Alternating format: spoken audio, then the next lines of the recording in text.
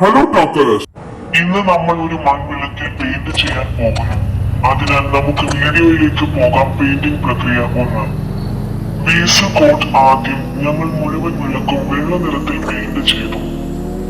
ഒരു കോട്ട് ഉപരിതലം പൂർണ്ണമായും മൂടാനും വൃത്തിയും തിളക്കവും നൽകാനും പര്യാപ്തമല്ലാത്തതിനാൽ ഞങ്ങൾ ഇരട്ട കോട്ടുകൾ പ്രയോഗിച്ചു.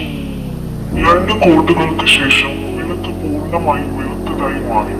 2. വിളക്ക് രൂപകൽപ്പന ചെയ്യുന്നു. വിളക്കിന്റെ മുകളിലെ മൂലയിൽ നീല നിറം കൊണ്ട് അലങ്കരിക്കാൻ ഞങ്ങൾ തുടങ്ങി.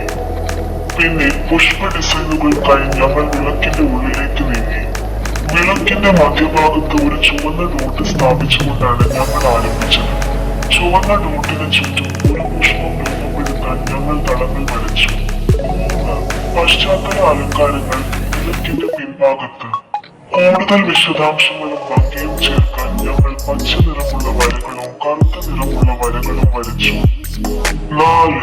അവസാന രൂപം. എല്ലാ ഡിസൈനുകളും പൂർത്തിയായ ശേഷം വിളക്ക് വർണ്ണാഭമായതും മനോഹരമായി അലങ്കരിച്ചതുമായി കാണപ്പെടും.